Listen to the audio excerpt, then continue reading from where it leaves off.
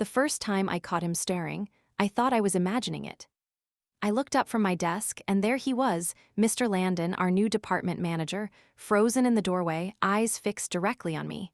No blinking, no expression, just watching. I smiled awkwardly, gave a little wave. He didn't respond, just turned and walked away. That should have been the end of it, right? Weird moment, move on. But it was, because the next day it happened again. And this time, I wasn't the only one who noticed. He did it to me too, Natalie whispered, as we made coffee in the break room. Right after our 9:00 meeting, just stood there, like dead stare. I thought maybe I had spinach in my teeth or something, I replied. By the end of the week, it was more than just weird looks. He had this little black notebook he carried everywhere, and every time one of us passed by or even spoke during a team meeting, he'd scribble something in it, never typing, always writing, eyes darting, jaw tense. It was unnerving, especially for someone in his position. Landon was technically above all of us. He replaced Sheila after she retired, our sweet, bubbly, cookies in the break room kind of manager. Landon, by contrast, introduced himself in a 6-sentence email and hadn't said more than 10 words to me since. The silence might have been fine, if not for the starring. And the notebook. And that one time, he caught Megan dropping her badge and just stood there, watching her bend over to pick it up. She told me that night at happy hour. And everyone else, Madison, Priya, Jenna, they all had stories too. We tried to joke about it at first, called it getting Landoned. But the jokes turned to side eyes, and whispers, and tension. And when Jenna swore he was hovering outside the women's bathroom, pretending to be on his phone, the vibe in the office shifted. No one felt safe anymore. We didn't want to jump to conclusions, but what else were we supposed to think? A man in power, staring at women, writing things down, lurking. We started keeping track. Just little notes, dates, times, incidents. None of us were alone with him. That was the rule. If he asked for a one-on-one, we brought someone. If he hovered near our desks, we minimized our screens. Natalie started wearing headphones just so she'd have an excuse not to look up. It didn't feel like paranoia. It felt like defense. Still, we didn't want to go to HR without proof, without something more than he looked at me funny. We knew how those conversations went, how quickly they turned from concern to, are you sure you're not just misreading things? But then came the whiteboard incident. It was a Thursday morning. Madison was giving a short presentation during stand-up. She turned to the whiteboard to sketch out a process map. When she turned back around, Landon was starring. Wide-eyed still, with that damn notebook in his hand. She froze mid-sentence. Sorry, can I help you with something? Silence. He didn't answer, didn't even blink, just wrote something and walked out. Dead silence filled the room. Someone coughed. After the meeting, Madison was shaking. That was enough, Jenna said. I don't care if he's just socially weird. That crossed a line. We all agreed. We decided to file the complaint together, as a group. Power in numbers, right? We submitted a formal letter to HR, listing every incident, every moment that made us feel unsafe, watched, objectified. We weren't accusing him of assault. We weren't using the word harassment, not yet. We just wanted it looked into. HR thanked us for coming forward, promised to investigate immediately. They said our building had security cameras, and they would review footage from key dates and locations we'd listed. That weekend was the longest of my life. I kept running the images in my head. That blank stare, the scribbling, the way he never spoke, just observed. Maybe we should have spoken up sooner. Maybe we should have called it harassment. Maybe we'd waited too long. Monday morning, an email landed in our inboxes. Subject line: Update on your workplace concern. Please report to HR at 10:00 a.m. My stomach dropped. I messaged Natalie. Are we getting fired or vindicated? She replied, no clue, I'm bringing antacids. We walked in together, me, Natalie, Madison, Jenna, and Priya. HR was waiting. So was a woman we didn't recognize. Legal maybe, corporate. Lisa from HR cleared her throat. We've completed the initial review of the camera footage. We all held our breath. She looked at us, calm, professional, too calm. There's something you need to see. She pressed play, and everything we thought we knew, everything we believed, started to unravel. The video started playing on a monitor in the HR conference room. Muted, time-stamped, wide-angle security footage. I expected to feel vindicated. Expected to see Landon doing the same unsettling things we'd all described, watching us, hovering, writing in that damn notebook like some creep with a checklist. What I didn't expect was nothing. Literally nothing. The first clip, Madison's whiteboard presentation. Landon wasn't lurking in the corner with predatory eyes. He was seated. Motionless, yes, but focused, eyes twitching occasionally as she spoke.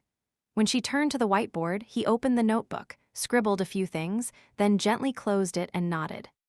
And when she asked if he needed anything, he didn't ignore her. He flinched. Subtly, but it was there, a microsecond of panic. Like a deer caught in headlights. Then he got up and left. It looked awkward, uncomfortable, even robotic, but not malicious. The second clip was me walking past his office. From my angle that day, it had felt like he was staring right at me, but the security cam, perched from above, told a different story. He was mid-sentence in his notebook, barely glancing up as I passed.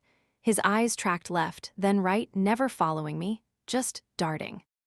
Same with Natalie's coffee room moment. Same with Jenna near the bathroom. Landon wasn't stalking us. He was avoiding eye contact. He wasn't watching. He was flinching. It felt like someone turned gravity off in my chest. "Wait," Madison said slowly, leaning forward. "Can you rewind that part?" Lisa tapped a few keys. They zoomed in on Landon's hand. It was shaking, tapping, 3 quick beats on the corner of the table, then a scribble, then a full-body twitch, so fast, so contained, I hadn't noticed it before. It wasn't the movement of a man ogling his employees. It was the movement of someone trying desperately to stay in control. The next clip sealed it. It was from a meeting. We weren't in it, just Landon and a group from another department. As someone presented, he shifted uncomfortably in his seat, notebook open. A woman laughed at something, and Landon flinched so hard he nearly dropped his pen. Then he took a breath and wrote something in the margins. The camera caught a partial zoom, enough for us to see it. Sound overload, 342, need loop practice.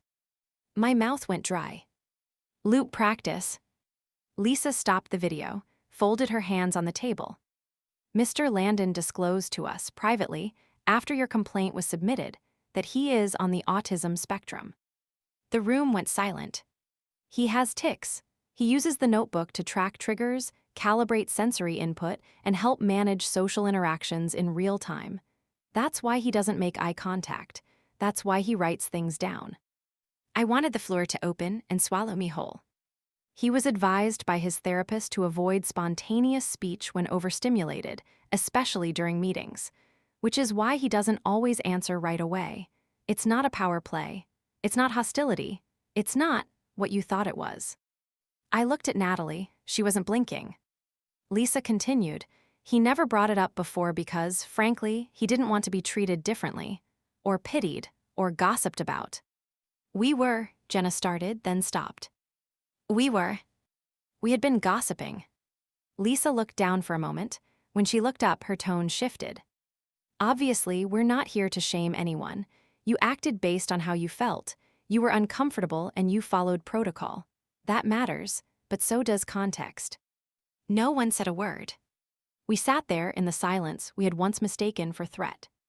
And it hit me, one nauseating wave at a time. We'd taken every socially awkward moment, every tic, every attempt he made to cope with the world, and we turned it into a threat narrative. We built a monster out of misunderstanding. And now we were the ones on tape. When the meeting ended, Lisa stood with us. "He doesn't know we showed you the footage," she said softly. "That's up to you." We left the HR office in silence. Back at our desks, no one spoke, no one opened Slack, no one joked. That afternoon, Landon returned to the office. He walked in slowly, head slightly bowed, notebook tucked under one arm. And this time, when his eyes flicked up and met mine, just for a second, I didn't look away. I smiled. He didn't smile back. but he gave the smallest of nods. And I realized we'd been so busy protecting ourselves from a threat. We never once asked if he was the one who needed protecting. We didn't talk much after that meeting. There was nothing to say. We went back to our desks like we were walking into a museum where everything was fragile. Even our keyboards felt too loud. Slack turned quiet. The group chat we used for venting, the Landon Watch, was deleted by Madison without a word. No one asked why. We all knew. That afternoon, Natalie suggested we get together after work. Just us, she said. We need to figure out how to, I don't know, make this right. I nodded, yeah, we should talk. But when we all sat around the back corner table at our usual wine bar, no one really knew what to say. Madison was the first to crack. I feel disgusting. Priya added, I literally told my mom I thought he was a predator. I used that word. I shared a post on LinkedIn, Jenna said. You know, about watching out for subtle harassment. People liked it. My aunt commented on it. They looked at me. I had been the one to write the actual complaint. I thought I was standing up for something, I said quietly. But the truth is, I never even asked him. Natalie stirred her drink. That's the part that gets me. We never talked to him, not once. We talked around him, about him, but never to him. The guilt was sharp, crushing. But worse than that was the uncertainty of what came next. Do we apologize? Priya asked. Do we say something? I mean, how do you even say sorry for something like this? Madison said. Hey, sorry, we all thought you were a pervert because we didn't understand how autism works. It sounded ridiculous, even aloud. And cruel.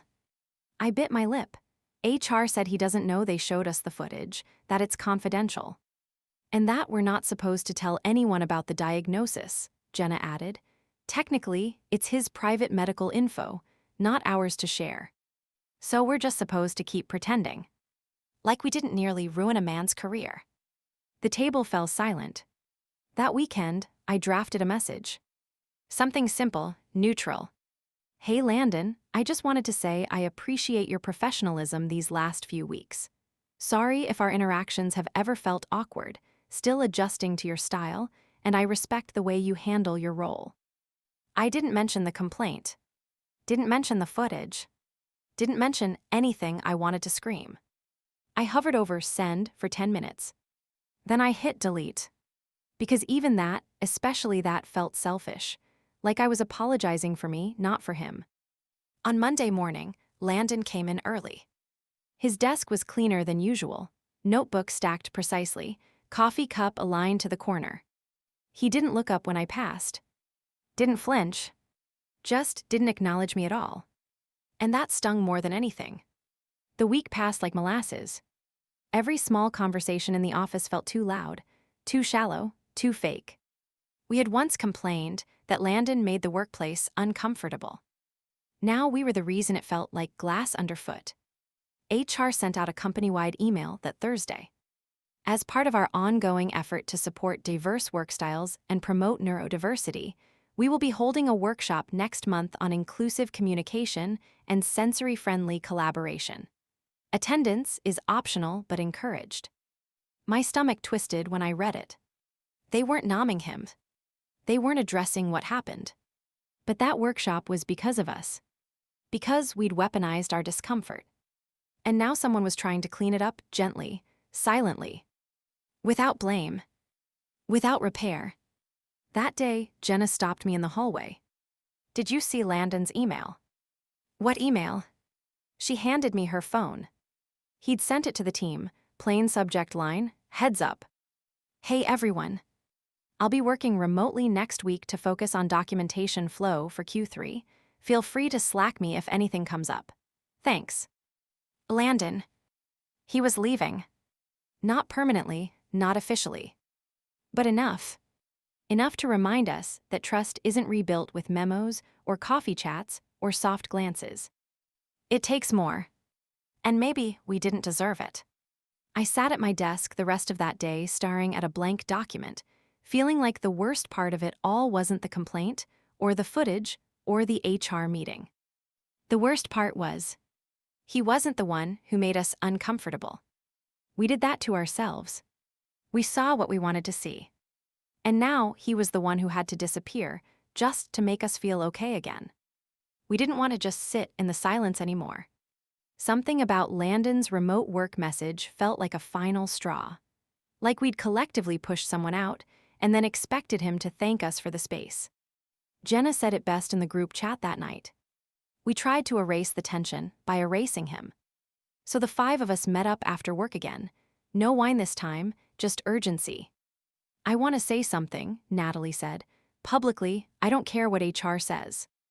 I looked at her, like to the whole team. Yeah, in the Friday all hands. I think we should talk about what happened. Not directly, not like calling ourselves out by name, but about assumptions, about neurodiversity, about not making people feel like they have to explain their existence just to feel safe at work. I'm in, Madison said. Me too, Priya added. It took Jenna longer, but she eventually nodded. Only if we do it together. So we drafted a short message, collaborative doc, simple language. Not nomming Landon, not nomming ourselves, but owning the harm. We've come to recognize how our own discomfort can sometimes mislead us, and that misunderstanding someone's behavior isn't the same as being unsafe. We want this workplace to be inclusive of all communication styles, even the ones that aren't loud or obvious or familiar. It wasn't perfect, but it was honest. I sent it to HR first, trying to be responsible. Lisa responded the next morning with one line. Appreciate the intent. Please refrain from addressing any specific personnel issues at the all hands. We were stunned. They're shutting it down, Jenna said. No, they're protecting themselves, Natalie said. They don't want it to look like they allowed a harassment case to go backwards. We thought about reading the message anyway. But then the calendar update dropped. All hands moved to Zoom this week. Host, Landon. The air left the room. Madison said at first, wait, he's back. He's leading it, Priya echoed. I felt my hands sweat. Landon had barely spoken to us in person. What would he be like on Zoom? What if he never mentioned it? What if he did? Friday came too fast. I joined the Zoom early, heart thudding, palms on the keyboard. Landon's camera was off at first. Then exactly at 9:00 a.m., it blinked on. There he was.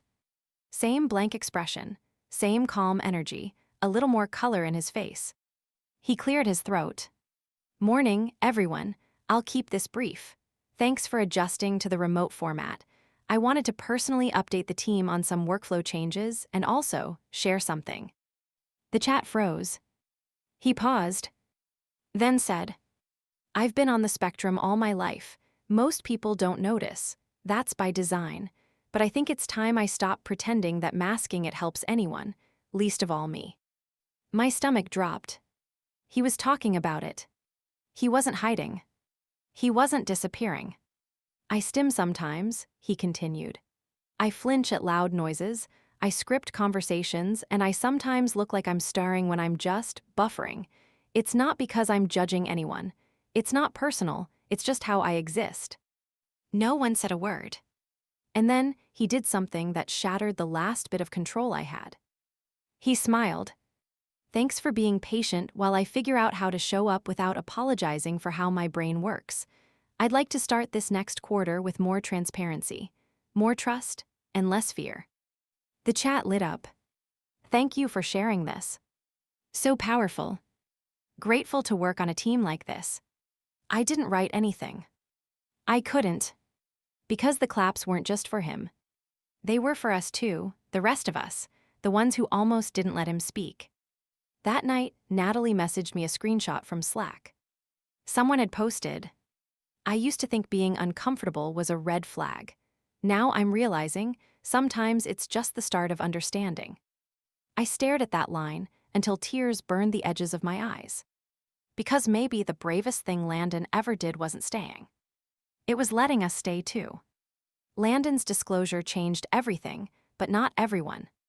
The Monday after his Zoom address, the office felt strangely lighter. Like someone had opened a window and let the stale air out. For the first time in weeks, people lingered in the kitchen again. The small talk returned. Even the playlist in the hallway sounded louder. But under that hum of normalcy, there was a tension, subtle but real. And it had a name, Chase. Chase from sales, the guy with the loud laugh and the louder opinions. Always the first to volunteer his devil's advocate takes, always 2 steps behind social awareness. He walked into the break room while I was pouring coffee, tossed a protein bar on the counter, and said, "So we're doing TED Talks now, on Zoom, during company hours." I froze. He chuckled like he was being funny. "Look, I'm not trying to be a jerk, but wasn't that a little much?" I turned slowly. "You mean Landon's message?" He shrugged. "I get that it's personal, but maybe we don't all need to hear about his, what was it, stim habits." My stomach clenched. He was trying to help us understand him better. Chase leaned against the fridge. "Sure, but where's the line? Like, what if every manager started explaining their mental health stuff during team calls? Are we doing therapy now or work?" I stared at him, stunned. And then Jenna walked in. She heard the last line and froze mid-step. "Seriously?" she asked, eyes narrowing. "You think him sharing why he acts differently is therapy?" "I think it's unnecessary," Chase said. "It's oversharing. I didn't sign up for an emotional TED Talk. I signed up to hit quarterly targets." Jenna looked at me, waiting. And I realized in that moment, someone had to say it, for real, out loud. So I did. "No, Chase. What you signed up for was a workplace where everyone can show up safely, including people whose brains don't work exactly like yours." He opened his mouth, but I kept going. "You think being mildly uncomfortable for 5 minutes is hard. Try walking through an office every day with people whispering about you. Try being stared at like you're the problem because you can't fake eye contact or small talk." He scoffed. I didn't say. "You didn't have to. You're saying he should have stayed silent so you wouldn't have to adjust your worldview. That's not professionalism. That's cowardice." The room went quiet. Jenna raised an eyebrow, arms folded. "Say it again for the ones in the back." Chase snorted. "Whatever," he muttered, grabbing his bar and walking out. I let out a breath I hadn't realized I was holding. Jenna turned to me, smiling slowly. "Okay, Carly, damn, that was a speech." I laughed shaky. "I didn't even mean to, it just came out." "It needed to," she said. But not everyone agreed. That afternoon, an anonymous comment popped up in the internal feedback tool we used after all-hands meetings. It was inappropriate for management to bring personal medical diagnoses into professional forums. Some of us feel uncomfortable being forced into inclusivity lessons during work time. My chest tightened as I read it. Landon saw it too.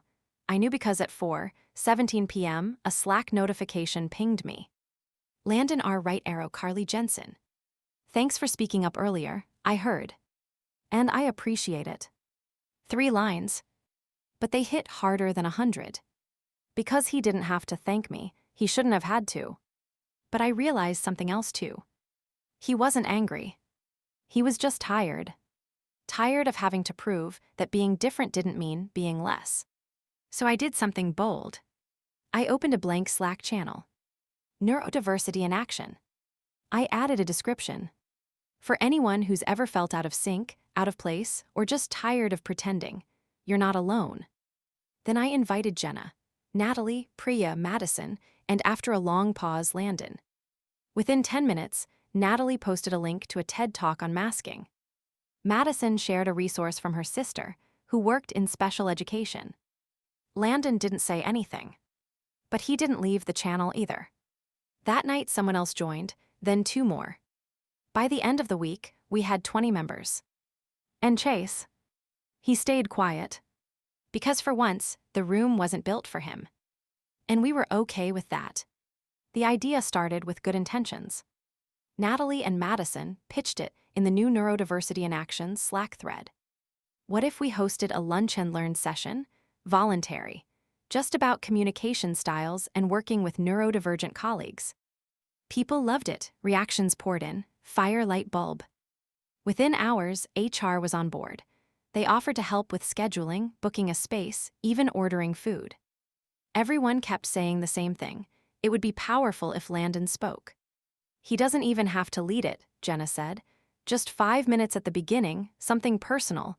People respect him more now. Priya nodded. It could help normalize things. It sounded like the perfect next step. So I volunteered to ask him. I stopped by his desk Tuesday morning. He looked up from his screen with that usual flick of the eyes, quick and sharp. "Hey," I said, keeping my voice light, "got a minute?" He closed his laptop halfway and gave a slight nod. I explained the plan, the tone, the response from the team, and then gently. "I know you didn't ask to be the face of anything, but would you consider saying a few words, just to set the tone?" Landon didn't answer right away. He stared at his screen, then looked down at his notebook. Then, slowly, he turned to face me fully. And what I saw in his eyes wasn't hesitation. It was disappointment. "I thought you understood," he said. The words landed like a slap. I blinked. "I am sorry." He leaned back, arms crossed. I shared what I shared because I needed to, for me, not to make a brand out of myself. "I'm not trying to." "You're not, I know that, but that's what's happening." He nodded toward the Slack thread, still open on his screen. "It's becoming a story, a company moment, an opportunity to show off how progressive we are, but I'm still here. Still me, still the guy who doesn't do well with crowds, who gets misread, who'd rather not be in the spotlight for something he can't control." I felt my face flush. I thought this was what progress looked like. He gave a tight smile. "Progress for who?" I didn't have an answer. I backed away quietly, the way people used to back away from him. That afternoon, Landon posted in Neurodiversity in Action for the first time. "Appreciate the enthusiasm. I won't be joining the event, but I support the team's effort to create space for different work styles. Just a reminder, not everyone wants or needs to be a spokesperson. Sometimes being allowed to just work is the inclusion." It was kind, measured, clear. But I still felt like I'd failed him. Worse, I realized I hadn't actually listened to what he'd said in the first place. He never wanted visibility. He wanted dignity. And I had blurred the line. The lunch and learn went ahead without him. We had sandwiches, handouts, a mini presentation from HR. It was fine. Useful, even. But the chair at the front of the room, the one we'd saved, just in case, stayed empty. No one asked about it. But I couldn't stop staring at it. That evening, I sent Landon a message. "I'm sorry, you were right. I made it about the narrative, not the person. Thank you for reminding me what real inclusion means." He didn't respond. Not that night, not the next day. And maybe that was fair. Because sometimes, silence isn't rejection. It's self-preservation. And this time, I had to sit with it. 3 weeks passed. Landon stayed quiet in Slack, attending meetings, replying with concise bullet points, back to his understated presence. He wasn't rude, just neutral, contained, like he'd redrawn his boundaries and wasn't about to explain them anymore. I tried not to take it personally. We'd all moved on, publicly at least. The neurodiversity channel was still active, but the buzz had cooled. The Lunch and Learn became a line item in the company newsletter. HR stopped bringing it up. We went back to product cycles and launch goals. But I carried the weight of that empty chair. Of my misplaced intention. Of Landon's quiet, not angry, not cruel, just clear. Then came Isla. She was a new hire on the data team. Smart, sharp, and undeniably awkward.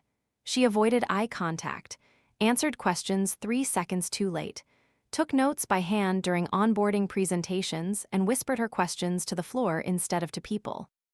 I noticed because I'd seen it before. Noticed when coworkers started exchanging those glances, the same ones we used to throw across the room when Landon twitched or stayed too silent for comfort. I also noticed how they started talking about her. "She's smart but weird." "I think she's rude, never says hi." She kept taking pictures of the screen. Is that allowed? It felt familiar, too familiar. And it was happening again. This time in a meeting. Isla was giving a short report on some testing results.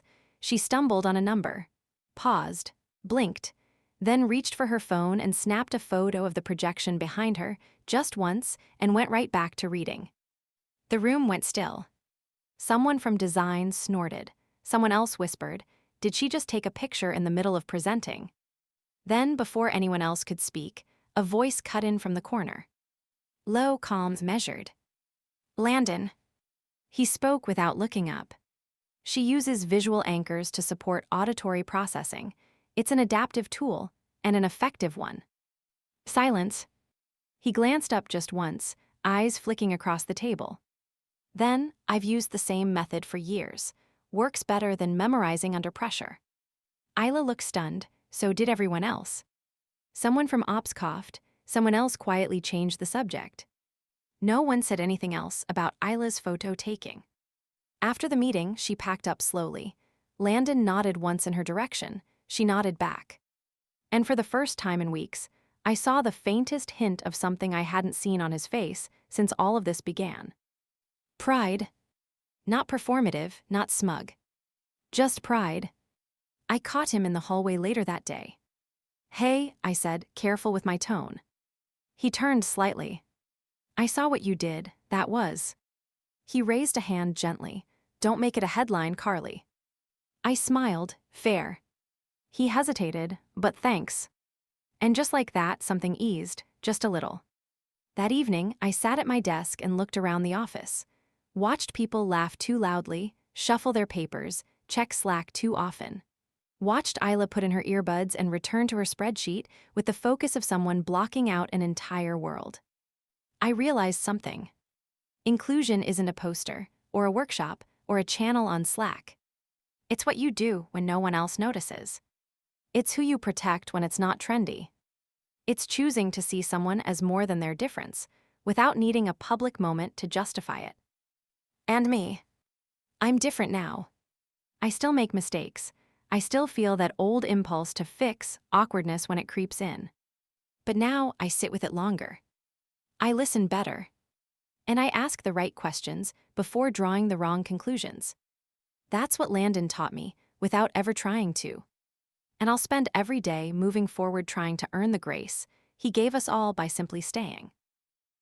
Subscribe to my Mia's Stories YouTube channel for raw, emotional stories and authentic insights that encourage healing, growth, and understanding. Don't forget to be part of a supportive space where stories inspire and lessons resonate. What do you think about this story? Let us know in the comments. Your opinion truly matters to us, and we're here for you.